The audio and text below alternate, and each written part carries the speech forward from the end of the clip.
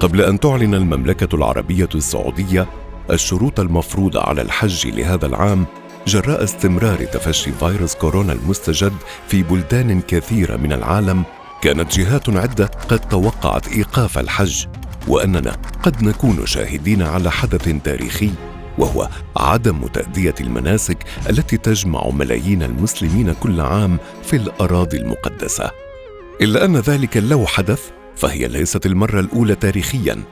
فقد توقف عدة مرات لأسباب كان منها تفشي أمراض وأوبئة،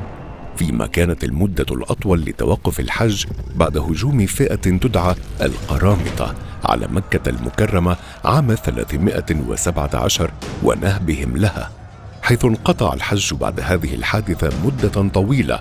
تتراوح بين 10 و20 سنة وفق مؤرخين، بعد مواسم كان الحجاج فيها أصلاً قلة بسبب الهجمات التي كان يغير بها القرامطة على طرقات الحج، فينهبون القوافل وفق المراجع التاريخية التي تناولت تلك المرحلة من الحكم العباسي لبلاد الإسلام.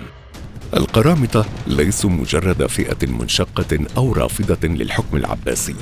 إنما هم دولة نشأت واستمرت حوالي 90 عاماً من أواخر القرن الثالث الهجري إلى أواخر الرابع، وامتدت سلطتها في أوج نفوذها على البحرين والإحساء وأجزاء من عمان واليمن وأجزاء من جنوبي العراق والأحواز، لتكون من أكبر التحديات التي واجهت الدولة العباسية خلال تاريخها، بل ومن أقربها جغرافياً إلى بغداد. بدأ القرامطة حركتهم ضمن سياق مجموعة من الحركات المعارضة والثورية الرافضة للحكم العباسي والمستغلة ضعفه، وخاصة تلك الحركات ذات الطابع الاجتماعي المطالبة بالمساواة، كثورة الزنج التي قام بها فلاحون أفارقة يعملون في العراق. باستغلال كل الظروف تلك بدأ القرامطة حراكهم، وهم الذين يعتبرون مذهباً منشقاً عن الشيعة الاثني عشرية وجزءاً من الإسماعيليين ومقربين من الفاطميين الذين كانوا في طور إنشاء دولتهم آنذاك. بدأ حمدان القرمطي تأسيس جماعته وتقويتها في مدينة واسط في العراق، ليجمع فقراء المنطقة ومن حل عليهم الظلم العباسي، لتتسع دعوته وتشمل الكوفة ويبدأ فيها العمل السري. وغضت الدولة العباسية الطرف عنهم، منشغلة بمشكلات لا تنتهي بين الأقاليم التي تمتد عليها سيطرتها.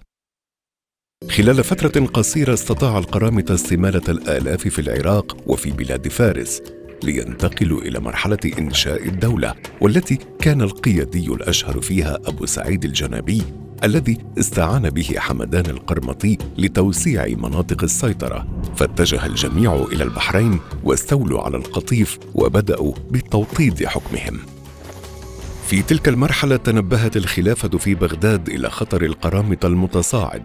فوجهوا حملة كبيرة من أبناء البصرة وجنوب العراق للقضاء على القرامطة، لكنها باءت بالفشل، بل وأسر القرامطة قائدها عباس بن عمرو الغنوي، وحملوه رسالة تهديد ووعيد إلى الخليفة المعتضد بالله، والذي بدأ يغض النظر عنهم، موقنا أن التخلص منهم ليس بالأمر السهل ضمن الظروف الصعبة التي تعيشها الدولة، وأن مهمة الحماية منهم ستكون على عاتق السكان المحليين في البصرة وسائر جنوب العراق.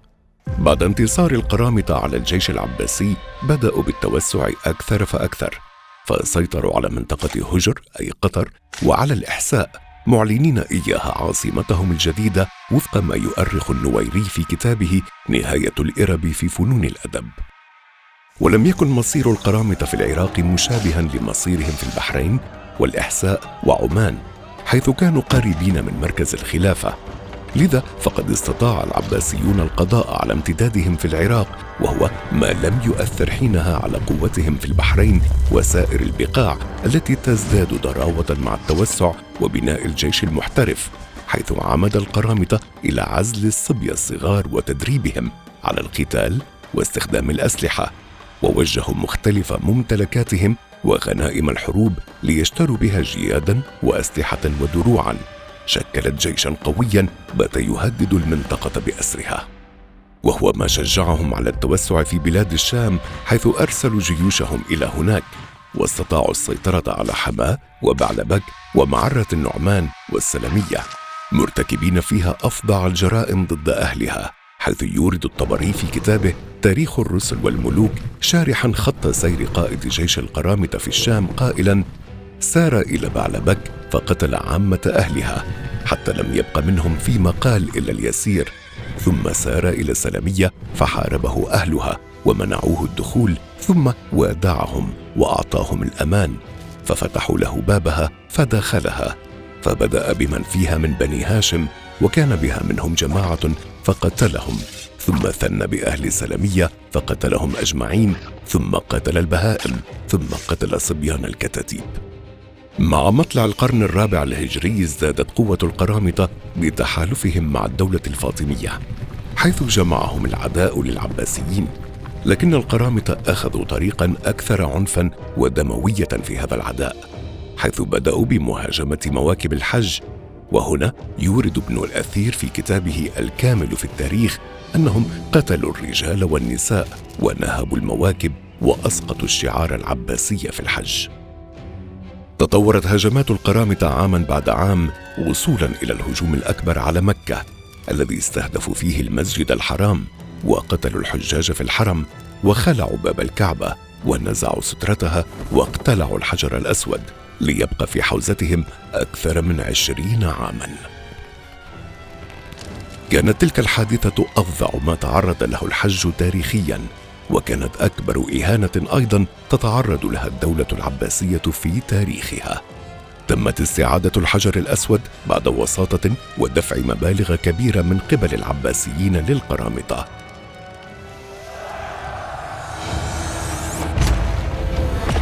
ضعف القرامطة داخليا مع بداية النزاع على الحكم، ثم الخلاف بينهم وبين الفاطميين، لتبدأ الانقسامات تأكل بنية الدولة.